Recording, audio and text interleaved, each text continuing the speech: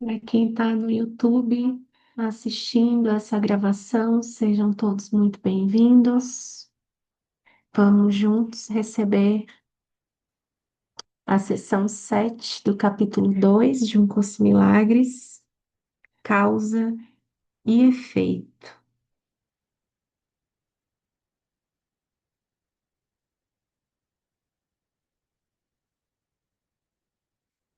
Então, vamos junto.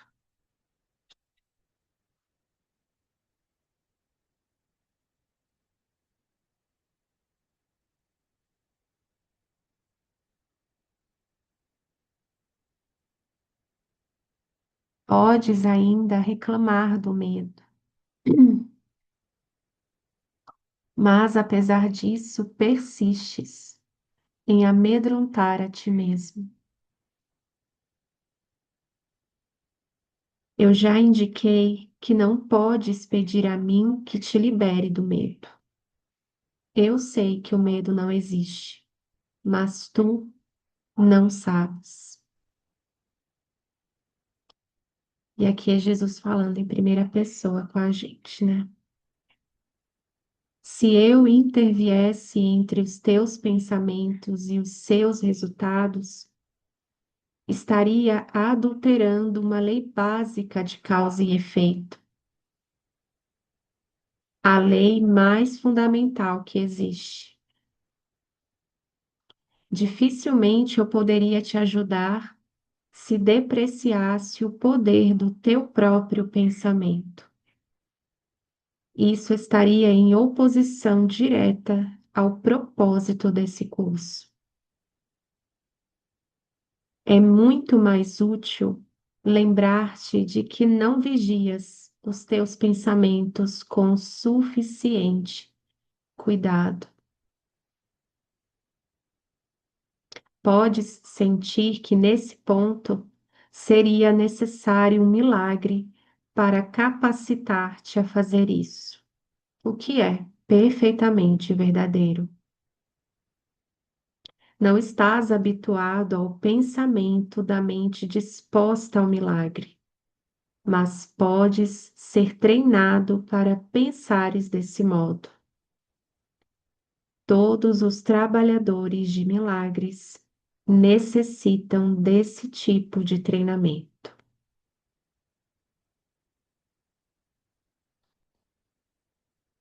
Hum.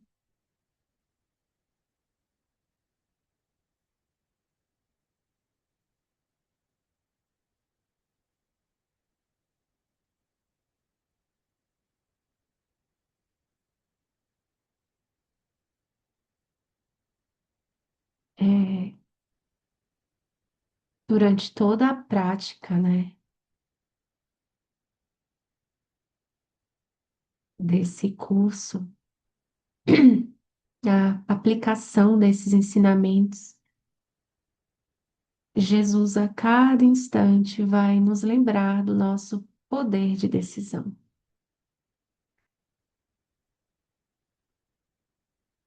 e lembrar que nós somos iguais. E isso é muito profundo para uma mente identificada com a pequenez.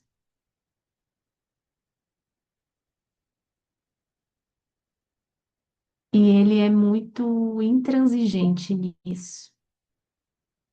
Sim, ele não abre exceções, ele não faz concessões sobre isso. Ele é bem intransigente. Jamais, em nenhuma circunstância, ele vai confirmar a pequenez. E eu sinto que aqui é esse lembrete mesmo do nosso poder de decisão. É, intervir nessa nossa escolha, né? Se ele, como ele diz aqui, se eu interviesse entre os teus pensamentos e os seus resultados, estaria adulterando uma lei básica de causa e efeito, a lei mais fundamental que existe. Dificilmente eu poderia te ajudar se depreciasse o poder do teu próprio pensamento. Óbvio que quando a gente está no medo, na culpa. A gente só quer sair daquele lugar, né? A gente quer que alguém venha e nos tire dali. E aí Jesus pergunta: ali onde? Que ali? Então ele espera pacientemente pela nossa escolha, porque intervir e tirar a gente desse estado, ele vai dar realidade a esse estado e ele vai depreciar o poder da mente que fez a escolha. Então ele vai dizer: olha, então tá, como nós somos diferentes e eu sou aqui mais poderoso que você, né? Então eu vou aí te livrar disso que parece muito real, vou confirmar que é real. E aí, nesse momento, ele nega o poder da nossa própria mente como filho de Deus. E isso é muito profundo para a gente que está identificada com o sistema de escassez e de pequenez, que se vê pequeno, que não se acha bom o suficiente, que se acha errado, culpado, cheio de defeitos ou qualidades que também diminuem, né? Limitar o Filho de Deus a determinadas qualidades também é uma pequenez, também é escassez. E a gente precisa mesmo de um treinamento para isso aqui, né? Para a gente reivindicar esse poder de decisão, né? Retomar o nosso poder de decisão e pedir ajuda ao Espírito Santo para decidir por Deus, por nós, porque Jesus, ele não vai dar realidade à pequenez. E ele é muito intransigente nisso, sim. Ele não vai nos apoiar porque não existe, porque não é real. Então a gente precisa dar um passo em direção à luz, em direção ao amor. Nós que precisamos ir, né? Nós que precisamos escolher de novo, né? Então, e isso pode gerar muitos desconfortos, porque o sistema de pensamento do ego é a vítima, né? Precisa ser a vítima. E nem sempre é gostoso ouvir de um irmão mais velho, né, que no sentido de que está lembrado, né, da realidade, que ouvir que não vai dar mesmo para confirmar essa ilusão. Então a gente precisa mesmo treinar a nossa mente assim. Isso é o que mais me inspira no sentido de me motiva a, por exemplo, continuar fazendo as lições de um curso em milagres, né? É, esse é a minha grande motivação, assim. Eu estava pensando, né, nas lições do ano que vem, se eu ia fazer novamente e tal. E entreguei, né, essas ideias, enfim, que não precisa, né, fazer tantas vezes, ou que precisa, ou que não deve, ou que deve, enfim, entreguei todas essas ideias. E passou assim, esqueci desse assunto lá. Isso há uns 3 meses atrás. E falei, olha, deixa claro aqui, eu quero clareza sobre isso. Eu não quero fazer as lições por medo de perder alguma coisa por não fazê-las, sabe? Por não praticar isso, né? E aí aconteceu alguma experiência, eu não sei, algum treino que eu tive, eu nem lembro qual era o assunto, que eu olhei para um lugarzinho assim na minha mente, sabe? Uns equívocos assim. E aquilo, naquele momento, assim, eu pensei, caramba, eu preciso mudar a minha mente. Eu preciso mudar a minha mente. Jesus, como eu preciso de ajuda, como eu preciso de correção. Eu preciso mudar a minha mente. E aí me veio as lições. Falei, nossa, agora sim, eu me lembrei. Eu, eu quero mudar a minha mente. Eu preciso de ajuda. Eu ainda acho que eu preciso muito disso. E vamos embora. E essa é a inspiração, assim, é o que me motiva a fazer as lições, por exemplo, né? É esse treinamento aqui que ele traz, que a gente precisa, que pode ser com as lições, pode ser com, ou não, né?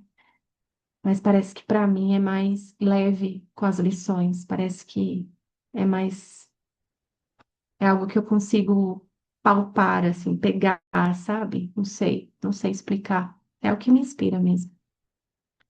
Mas a gente precisa desse reconhecimento de que a gente precisa mudar a nossa mente. A gente precisa mudar a nossa mente. É realmente a nossa única necessidade aqui. Pensar de um outro jeito de pensar, de viver.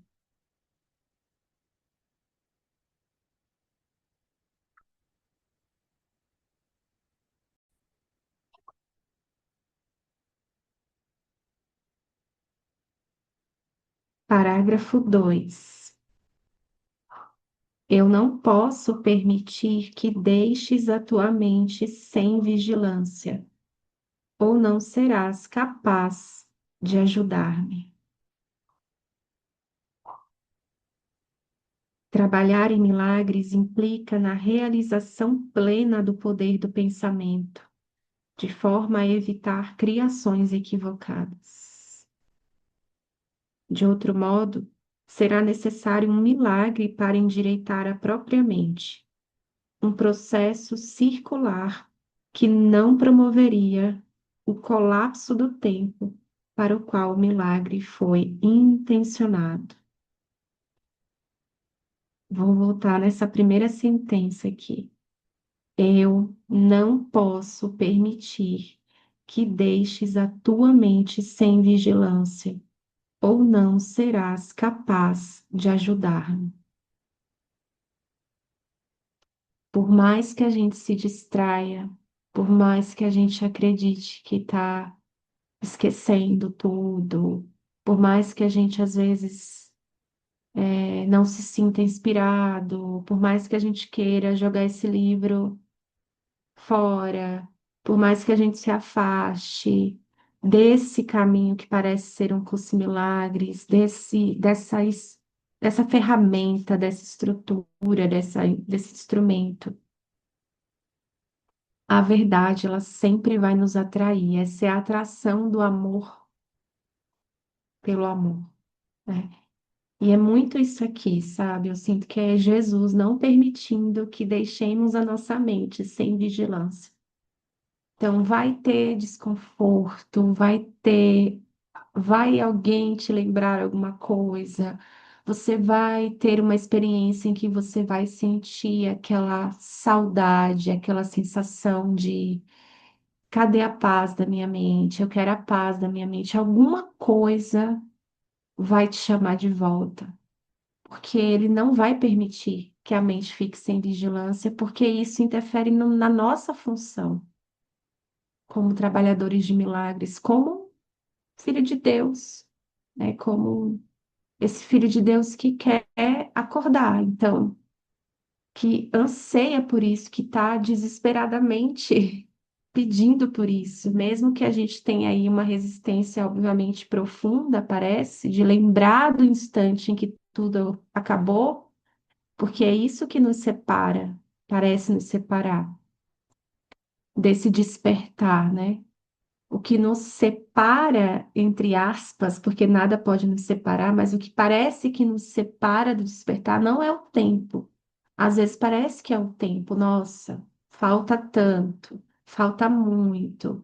Olha o tanto de coisa que ainda tem aqui na minha mente. Olha o tanto que eu ainda estou equivocada. Vai demorar muito para eu despertar. Ou, nossa, vai ser difícil, porque é muito, eu tô muito identificada. Tem muito equívoco. Não é o tempo que nos separa desse despertar, é um instante em que eu decido me lembrar que eu já acordei. O despertar não é uma condição futura, né? Então, é eu lembrar do instante que eu mesmo decidi despertar. Eu já despertei, já houve esse instante. Então, o que nos separa não é o tempo, é uma lembrança, é a decisão de lembrar. É a nossa decisão de lembrar desse instante que nada aconteceu. Então, ele nunca vai permitir que a gente se perca, que a gente se distraia a tal ponto que a gente não consiga voltar, entre aspas. É impossível. Ele sempre vai nos chamar de volta. É a atração do amor pelo amor. Então, eu não posso permitir que deixes a tua mente sem vigilância ou não serás capaz de ajudar-me. Trabalhar em milagres implica na realização plena do poder do pensamento, de forma a evitar criações equivocadas.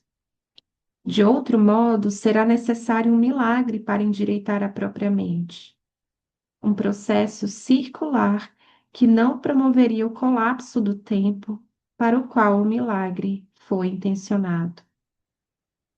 O trabalhador de milagres tem que ter respeito genuíno pela verdadeira lei de causa e efeito, como uma. Vou repetir. É, o trabalhador de milagres tem que ter respeito genuíno pela verdadeira lei de causa e efeito, como uma condição necessária para que o milagre ocorra. Tanto os milagres quanto o medo vêm dos pensamentos. Antes, só sobre essa lei aqui de causa e efeito. Mais uma vez, eu acho que essa é a lição que mais vive na minha mente, que é: eu nunca estou transtornado pela razão que imagino. Dentro dessa lição, né, dessa simples frase, ele está trazendo a verdadeira lei de causa e efeito. Eu não estou transtornado pela razão que imagino. Porque aqui no mundo, causa e efeito estão no mundo, né? Então, tudo que eu experimento é causado pelo mundo, pela minha percepção, pelas pessoas, pelas experiências. O sonho é o causador e o sonho é o efeito, né? E aqui ele está lembrando do poder do nosso pensamento, né? Onde tudo realmente começa. É o que eu escolho na minha mente. Então, eu nunca estou transtornado pela razão que imagino, ou seja, a causa do meu transtorno, que é o efeito, isso aqui, né, falando aqui de uma forma mais superficial, a causa do meu transtorno não é o que eu estou pensando que é. Não está no mundo. Porque se tivesse no mundo, não teria saída. Porque o mundo foi feito para não ter saída. Então, quando eu digo que eu não estou transtornado pela razão que imagino, eu preciso aceitar que a causa não está onde eu penso que está e que eu vou ter que olhar para dentro. E aí, quando a gente fala mais profundamente sobre isso, Deus é a causa real e o Filho de Deus é o efeito, né? Falando aí de última instância, do mais profundo, né? Ali da realidade. Essa é a única causa. Deus é a única causa e o seu Filho é o único efeito. Então, por isso que o trabalhador de milagres tem que ter respeito genuíno pela verdadeira lei de causa e efeito. Se eu estou na minha posição de trabalhador de milagres, eu tenho que ter respeito pela ideia, pelo pensamento que me garante que eu não estou transtornado pela razão que imagino, que nada real pode ser ameaçado. Senão eu não exerço a minha função, que é o perdão, que é trazer para dentro. Eu ainda vou ficar olhando para fora e definindo causas e efeitos fora de mim. Então, se eu sou um trabalhador de milagres e eu sou, e todos nós somos, e eu quero exercer a minha função, eu preciso ter respeito por essa lei, por essa orientação. Não importa o que aconteça, não importa qual é a circunstância, eu não vou negar nada do que eu sinto, nada do que penso. E o meu farol diante de tudo isso, a luz diante de tudo isso é: eu não estou transtornado pela razão que imagino, eu preciso olhar para dentro, porque eu não sou uma vítima. E tudo é mental, tudo é pensamento. Então aí eu volto para dentro. Esse é o respeito que a gente tem. Como que eu abençoo o meu irmão, como eu já falei outras vezes, né? Eu ficava muito nisso. Ai, Jesus, abençoar o irmão. Que coisa mais chata, assim, de entender, sabe? Como que abençoa um irmão? Coisa mais difícil, mais abstrata. É lindo você falar isso para mim. Nossa, abençoa teu irmão. Abençoa o meu irmão como abençoa a mim mesmo. Abençoa o mundo. Tá, mas como é que eu faço isso? É, olhando para dentro. Alguém chega com conteúdo para mim, eu fico ali com ódio, tô sentindo ódio. Eu preciso dar um passinho para trás e fazer uma escolha e decidir abençoar o meu irmão. Olhar para Débora e falar: minha irmã, parece muito que eu estou transtornada por sua causa. Que você é o motivo do meu transtorno e eu estou sentindo muito ódio e eu acho que é de você. Mas eu escolho te abençoar. Então, obrigada. Eu recebo esse conteúdo. Vá em paz. Eu te abençoo. Siga. Eu não vou te prender na culpa comigo e no julgamento. Então, nesse momento, eu abençoo meu irmão, eu libero ele. Eu recebo ele como um mensageiro de Deus, né, que está trazendo um conteúdo para eu olhar, está me ajudando e eu posso liberar ele. Nossa, obrigada. É o iFood crístico, né? Ah, chegou o iFood. Aí eu vou lá, nossa, qual que é a minha encomenda? Qual que é a encomenda que a Débora tá trazendo aqui para mim para eu olhar para minha mente? Nossa, que perfeito. Não tô puta. Tô achando que é ela, mas minha irmã, siga em paz. Obrigada. Eu te abençoo. Eu abençoo. Abençoar é sempre olhar para dentro, é sempre trazer para dentro. E isso é muito prático, porque na maioria das vezes a gente se identifica, né? E a gente fica ali no julgamento e culpando a pessoa, com raiva da pessoa. E às vezes é um processo mesmo, né? Para a gente soltar isso. Até porque os relacionamentos especiais, eles não são especiais à toa. A função deles é te prender. É para isso que serve o relacionamento especial para o ego. Esses mais próximos, né? Essa semana eu até compartilhei no YouTube em alguma lição. Acho que a Jordana também até comentou que também sentiu sono durante a lição, eu acho. Porque eu estava reparando nisso, assim. Se eu estou num ambiente e vou encontrar meus pais, por exemplo, que são relacionamentos muito especiais para mim, né?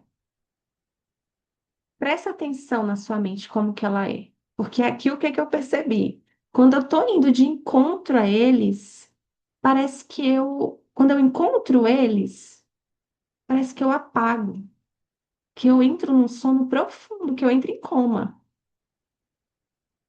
porque vem tudo assim, a imagem e o passado, os jeitos, a personalidade, o papel de filha, o papel de pai, o papel de mãe. Falo, Jesus, parece que eu entrei em coma e acordei depois, por uma escolha, decidi acordar depois. E é para isso que servem os relacionamentos especiais, para te fazer dormir mais. Porque tem história, tem passado, tem muita memória, vínculo, apego. Então, quando você entra em contato, a gente realmente dorme, assim, a gente esquece tudo. A gente responde, A gente se observa, mas a gente responde, a gente faz, e do mesmo jeitinho, é uma coisa meio automática, só para atender aquele padrão ali do relacionamento especial. E a gente precisa de ajuda para estar bem presente, assim, sabe? Porque tem as brincadeiras, que parecem brincadeiras, mas tem ataque por trás, solta uma piada, uma indireta, e aí. Essa semana eu tive uma coisa, o meu pai, ele tava, aqui em Salvador a gente come muito raízes, né? Mandioca, batata doce, inhame, e ele gosta muito de batata doce, e ele come ela cozida.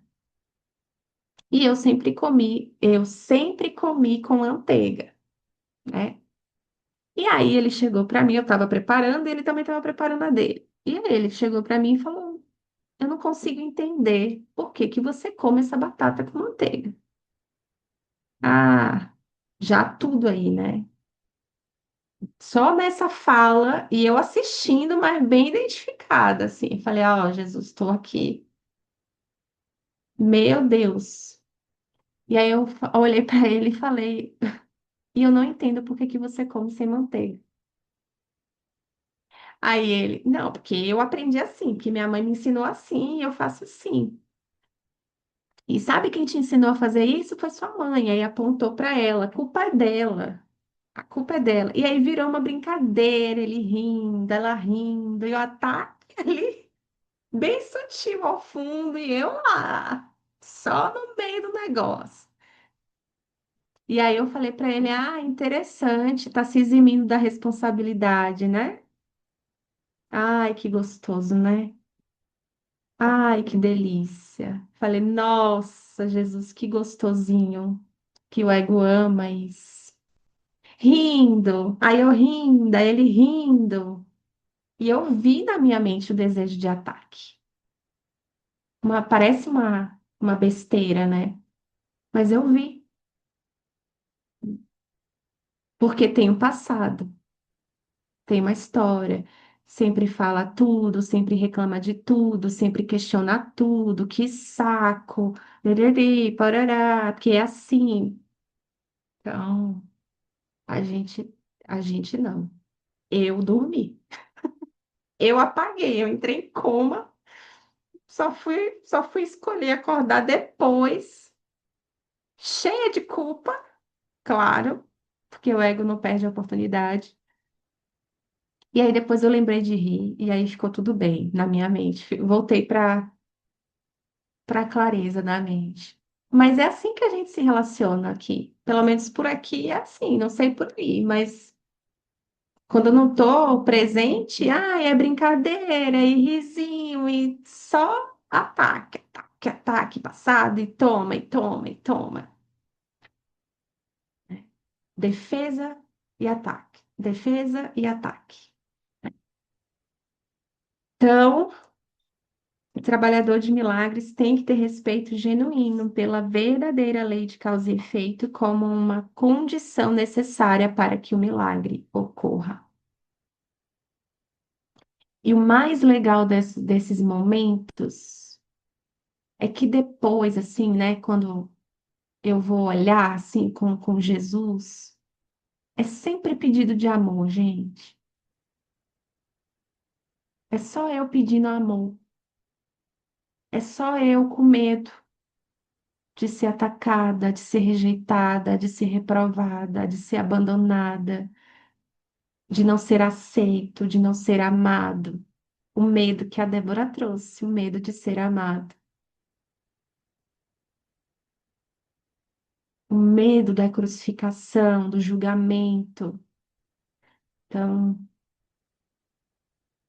é, é muito bom reconhecer isso. Nossa, Jesus, eu estava só pedindo amor ali.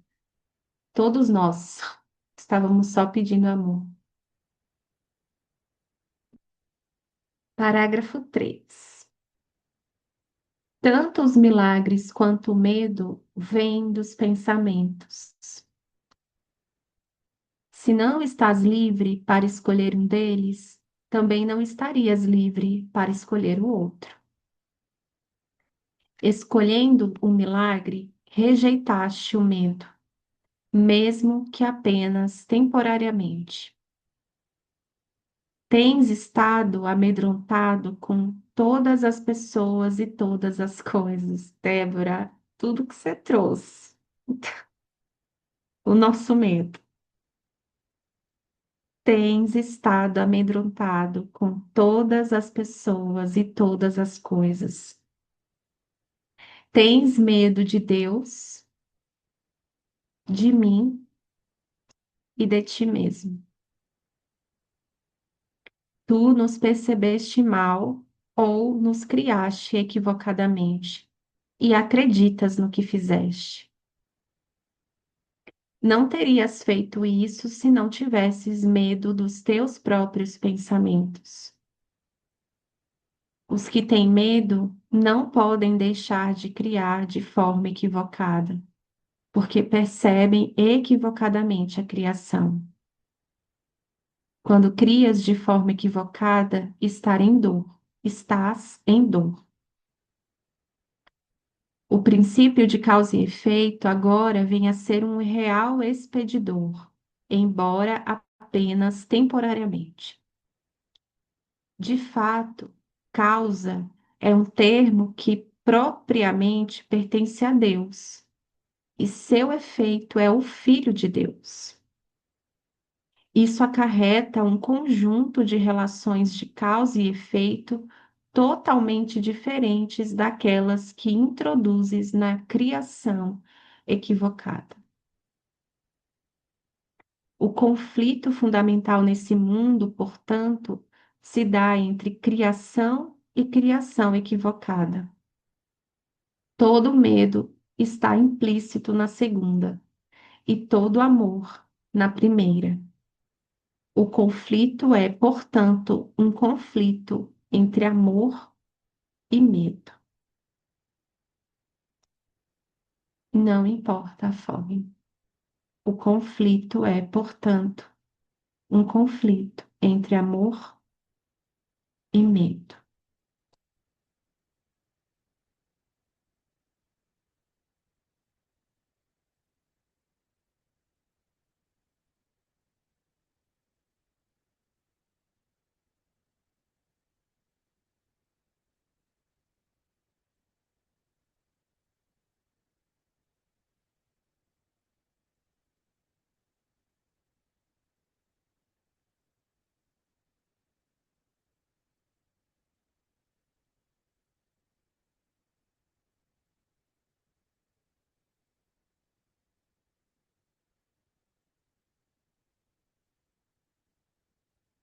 A criação equivocada, ela é uma tentativa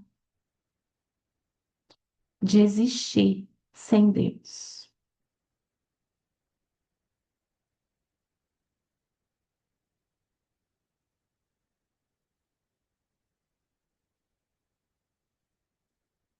Simples assim.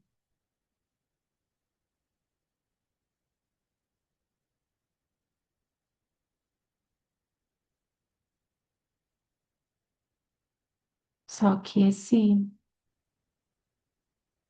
essa meta, ela é impossível.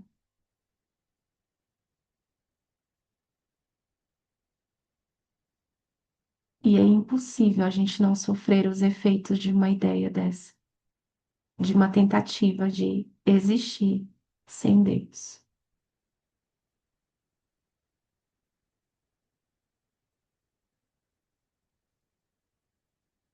E em algum momento eu sinto que nesse curso a gente vai precisar olhar para a ideia de a gente não lembra o que Deus é. A gente não conhece Deus aqui, né? A gente não.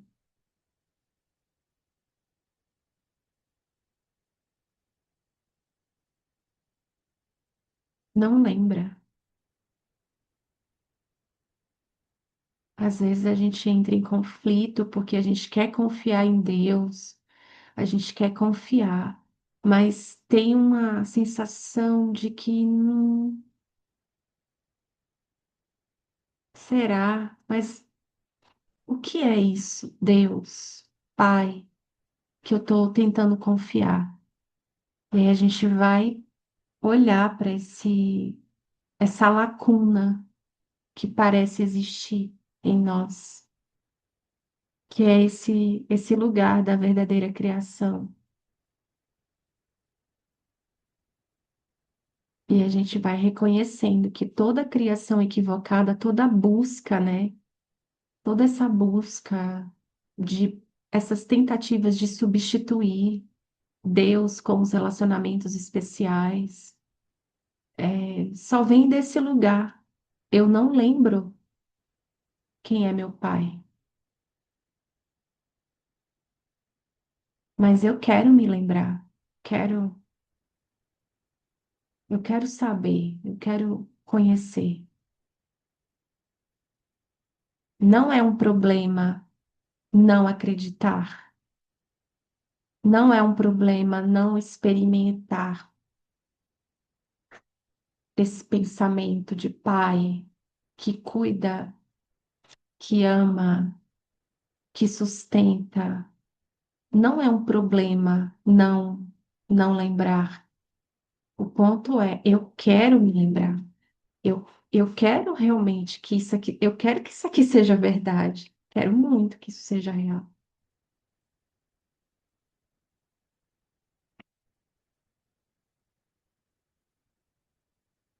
E eu acho que as lições da parte 2 elas mexem muito nesse ponto, assim, pelo menos aqui comigo, sabe? Porque elas são muito simples e tem as orações muito lindas, mas muitas vezes eu não experimento nada. É lindo. Eu falo, nossa, Jesus, você estava inspirado nesse dia, hein? Caramba, fico brincando assim. Que inspiração, hein? Poeta. Você é um verdadeiro poeta. Mas mas o que é isso? Será que é comigo que você está falando mesmo? Será que é com Priscila que você está falando? Você está falando com o outro, que sou eu, mas que eu não estou lembrada agora?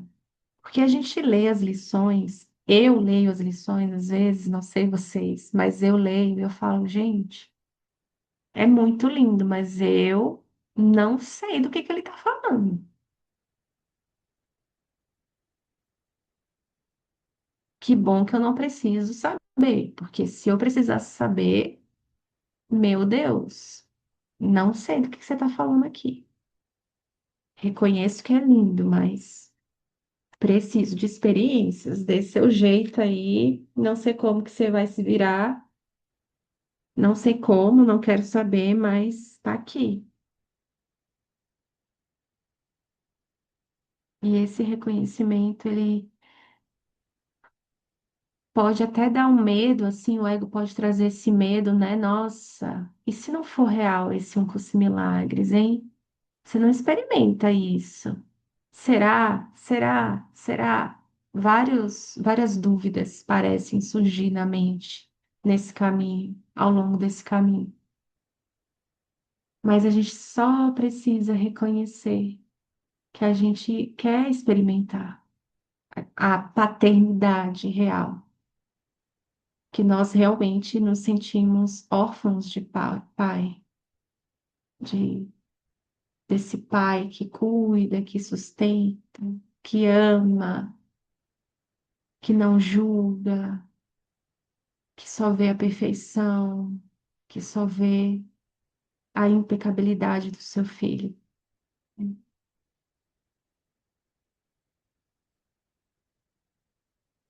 Então, o conflito é, portanto, um conflito entre amor e medo. Parágrafo 4. Já foi dito que acreditas que não podes controlar o medo porque tu mesmo o fizeste, e a tua crença nele parece deixá-lo fora do teu controle. Parece incontrolável, né? No entanto, qualquer tentativa de resolver o erro, tentando dominar o medo através da maestria, é inútil. De fato, ela afirma o poder do medo pela própria suposição de que o medo tem que ser domado. Por isso que o perdão, ele só olha, espera e não julga. Ele não fica domando o medo, controlando o medo, ele não vê o medo. Ele não dá realidade para o medo. Ele só olha a partir da visão de Cristo, espera e não julga. Ele não controla o medo. A verdadeira solução baseia-se inteiramente na maestria através do amor. Nesse ínterim, contudo, o senso de conflito é inevitável, já que te colocaste em uma posição na qual acreditas no poder do que não existe. Vou repetir. A verdadeira solução baseia-se inteiramente na maestria através do amor.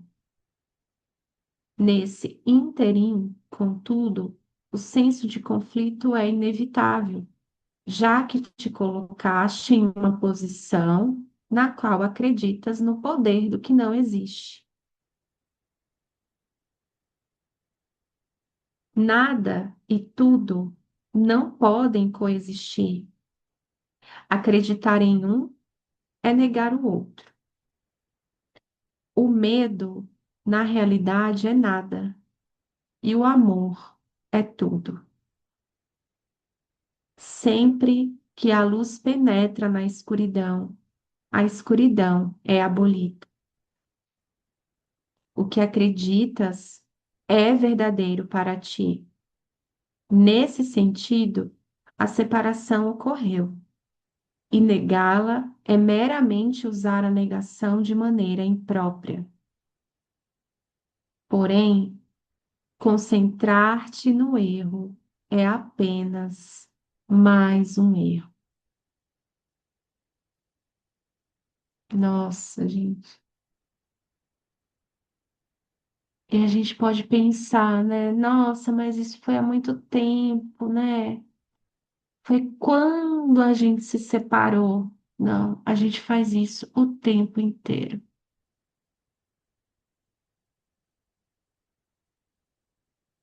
Então, quando a gente perceber um equívoco, que a gente não se concentre nele, que a gente só entregue para correção.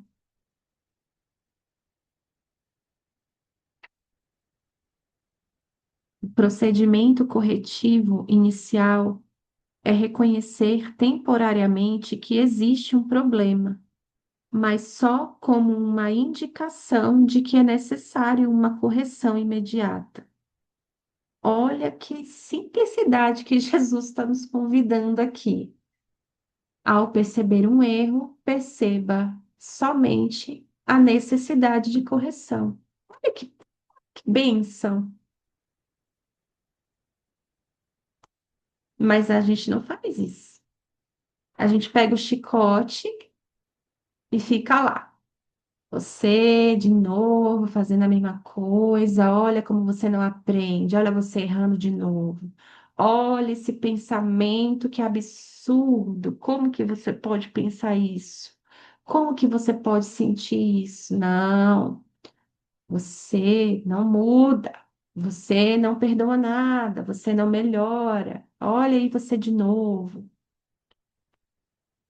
Olha a permissão, a permissão. O presente, a lembrança mesmo. Concentrar-te no erro é apenas mais um erro. O procedimento corretivo inicial é reconhecer temporariamente que existe um problema. E, olha, um problema aqui, Jesus.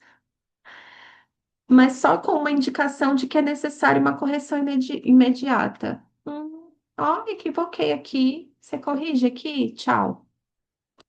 Partiu. Ai, gente, é até engraçado, viu?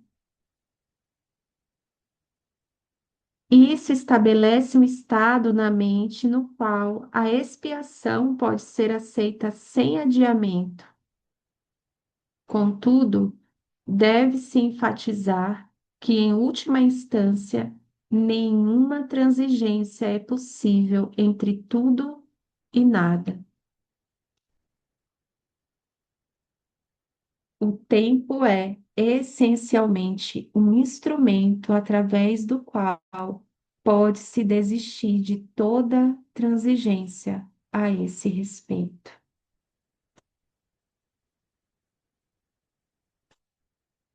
Olha, mais uma vez sobre esse erro aqui. Todas as vezes que a gente sai de uma. Inclusive, o exemplo que eu dei aqui, né, com o que parece ser meu pai, é um ótimo exemplo. Que eu falei, né? Eu dormi, eu vi que eu dormi naquela interação ali, falei, entrei ali para o jogo do ego, depois veio a culpa. É isso aqui. Porque depois porque eu fiquei culpada, né? Eu me senti culpada e Jesus vem me ajudar aqui. Jesus vem, Jesus tá. A luz mostra ali, ó, culpa aqui. Olha aqui a culpa. E aí a minha parte é olhar para isso e falar: você corrige, tchau. Não ficar ali. Minha culpa, grande culpa. Minha culpa, grande culpa. Então, isso também acontece em outros momentos, quando você está numa reunião aí do seu trabalho, que você sai da reunião e você começa a avaliar o que você disse, o que você deveria ter dito, o que você não, porque você falou isso, tem que melhorar, né? Sempre olhando para trás para buscar o erro, né? Para se concentrar no erro.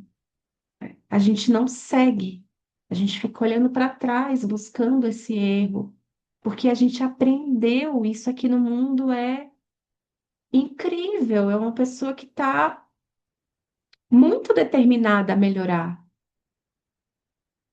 E aí a gente precisa ter muita confiança, ter confiança de que o que for necessário, a correção necessária, ela vai ser dada, ela vai chegar. Não sou eu que digo aonde que eu tenho que melhorar, ou o que que eu tenho que corrigir, o que que eu tenho que curar. Então, não olhe para trás. No domingo, após a imersão, nossa, o ego queria fazer uma planilha de Excel de todos os erros, tudo que eu deveria ter dito e não disse, tudo que eu disse demais. Eu parei, falei, Jesus, eu não vou olhar para trás. Acabou, acabou. Não quero mais saber. Recebido. Agora é aqui agora. Aqui agora. Chega. Não quero olhar para trás, não vou olhar para trás. Confio que o que for útil e amoroso de correção na minha mente já foi feito. Não sou eu que tenho que ficar aqui analisando nada, olhando para isso. E a mente equivocada, ela é viciada no erro. Viciada, viciada. Então, nossa, que presente isso aqui. Sentença 11 do parágrafo 5. O tempo é essencialmente um instrumento através do qual pode-se desistir de toda transigência a esse respeito. Ele apenas aparece para ser abolido por etapas, porque o tempo em si mesmo envolve intervalos que não existem. Sim, em vez de pular ondinhas, vamos fazer uma imersão. Hum, perfeito. Vamos mergulhar. Não vamos pular as ondas, né? Vamos mergulhar e atravessar elas mergulhando com Jesus.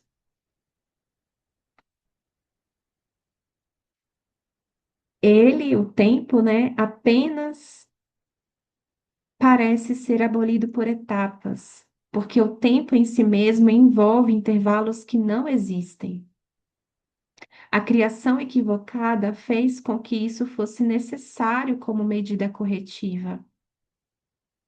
A declaração, porque Deus amou ao mundo de tal maneira que deu o seu Filho unigênito para que todo o que nele crê não pereça, mas tenha a vida eterna, só precisa de uma leve correção para ser significativa nesse contexto. Ele o deu ao seu Filho unigênito.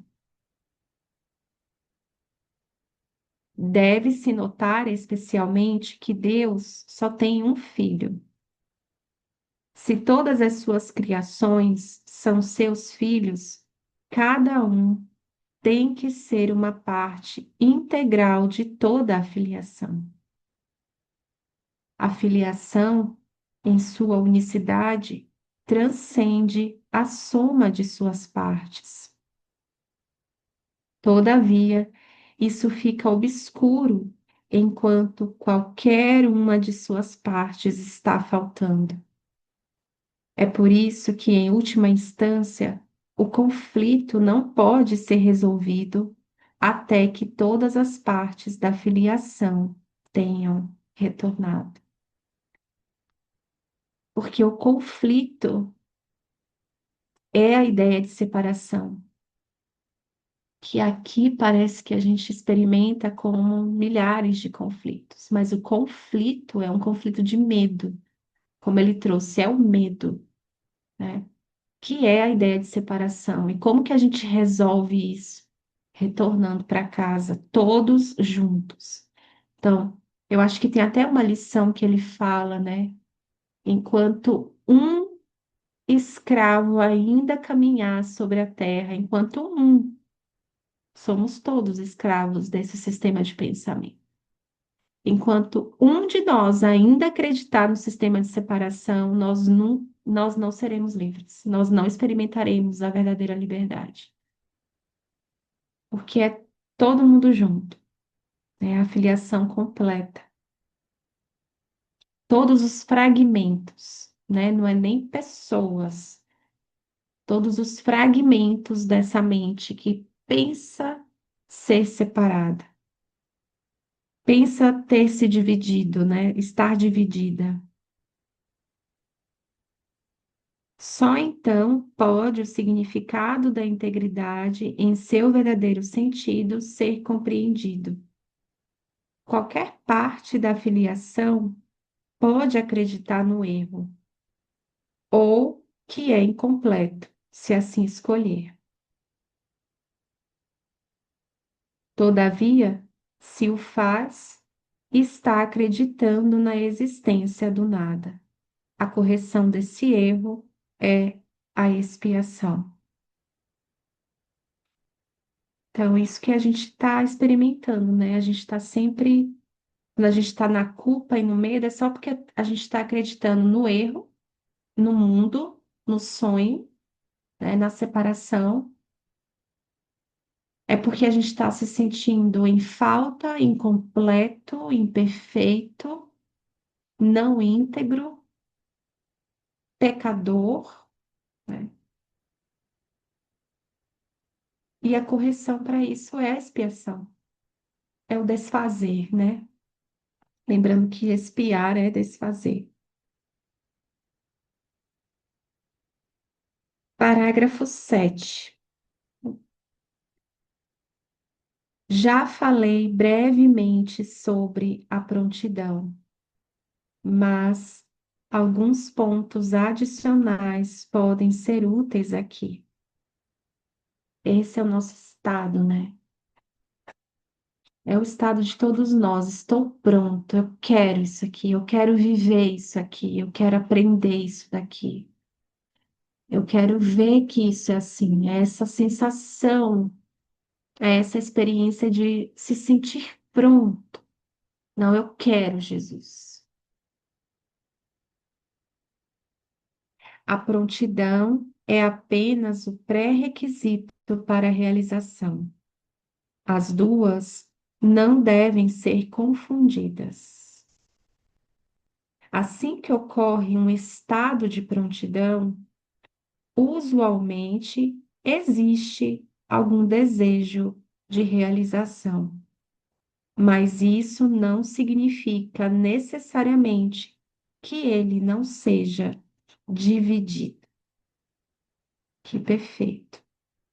Então, eu me sinto pronto em um determinado momento dessa jornada, eu quero viver em milagres e tenho um desejo de viver em milagres, de realizar isso, de experimentar isso, mas ainda é a partir de uma mente que está dividida. Então, isso ainda vai se misturar. Então, eu ainda vou querer milagres na forma, eu ainda vou querer perdoar pessoas, eu ainda vou querer melhorar o meu sonho, né? Eu ainda, em algum lugar da minha mente, tenho a ideia de que um curso em milagres vai me ajudar a fazer um mundo melhor. Um sonho melhor, melhorar os meus relacionamentos, trazer coisas para mim, manifestar coisas aqui, né? Tem uma prontidão e tem um desejo pelo milagre, que é essa prontidão, mas a minha mente ainda está dividida, né? Ainda estou querendo coisas disso. Esse estado de prontidão não implica em nada mais do que um potencial para a mudança da mente. Então, tem uma mente que está mais apesar de dividida, ainda desejando equivocadamente, ela está mais disposta ao milagre, ela ainda, eu quero a mudança da mente, né? Eu preciso mudar a minha mente, né? A confiança não pode se desenvolver plenamente enquanto a maestria não tiver sido conseguida. Maestria através do amor, como ele disse antes, né? Nós já tentamos corrigir o erro fundamental de que o medo pode ser domado e enfatizamos que a maestria real é através do amor. A prontidão é só o começo da confiança. Aí o ego vem e fala: Nossa, como vai demorar? Novamente, aqui ele entra e diz: Ixi, tudo começa a vir à superfície, aí a gente olha, assiste essa superfície com o ego, todos os equívocos ali na mente, medo, culpa, raiva, inveja, ódio, auto-ódio. Aí a gente pensa, nossa, mas vai demorar tanto. Eu tô pronta, eu quero viver, mas vai demorar, né, Jesus? Porque eu tô muito equivocada. E aí ele já sabe que a mente vai para esse lugar, porque é Jesus. Ele já sabe que a mente vai te dizer isso. E ele mesmo já responde aqui para gente. A prontidão é só o começo da confiança. Podes pensar que isso implique na necessidade de uma enorme quantidade de tempo entre a prontidão e a maestria, mas permita-me lembrar-te de que o tempo e o espaço estão sob o meu controle. A gente não controla o tempo e o espaço. Então, essa ideia de demora, de que vai demorar, ou de que é muita coisa para perdoar, nossa, tem tanto perdão aqui ainda, como se fossem vários perdões, né? Perdões, perdãos, perdões. Já nem sei mais como estamos na língua portuguesa. Mas permita-me lembrar-te de que o tempo e o espaço estão sob o meu controle. Isso me lembra um lembrete do amor. A tua parte. Será que foi nessa sessão que a Paulinha estava se inspirando? Que me veio na mente. A tua parte é manter a tua confiança em mim. Do tempo e tudo no tempo e no espaço, eu cuidarei por ti. A nossa parte é confiar nele. No tempo, tudo que envolve tempo e espaço é com ele. E é assim.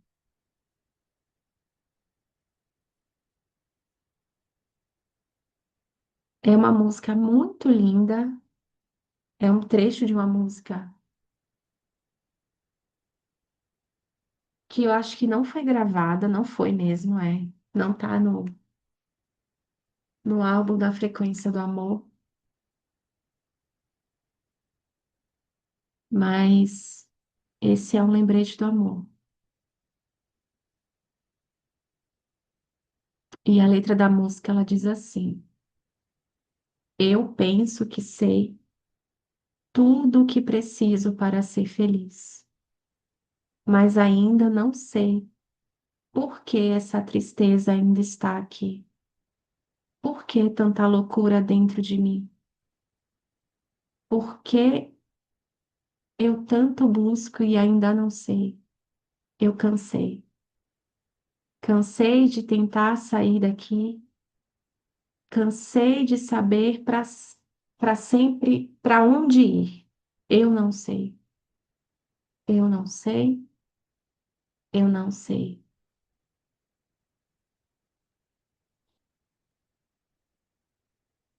E eu esqueci o resto da letra. Ai, gente, deixa eu ver. Eu penso que sei tudo o que preciso para ser feliz, mas ainda não sei por que essa tristeza ainda está aqui. Por que tanta loucura aqui dentro de mim? Por que eu tanto penso e ainda não sei? Eu cansei, cansei de tentar sair sempre daqui. Cansei de achar que sempre sei para onde ir. Eu não sei, eu não sei, eu não sei. Quero me esvaziar de mim, confiar só nessa voz que diz assim. Sua parte é manter sua confiança em mim. Tudo no tempo e no espaço eu cuidarei por ti. Você já sabe, pensa não saber que a felicidade perfeita é a vontade de Deus para você. Simples assim, simples assim. Nossa, essa música me acompanhou tantas vezes, mas tantas e tantas vezes.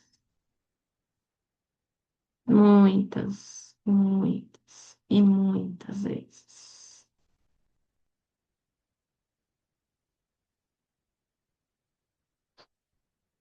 Que lindo, Jesus. Obrigada por me lembrar dela aqui agora. E seguimos muito juntos. Para quem está assistindo essa gravação, até o nosso próximo encontro. Beijos e até mais.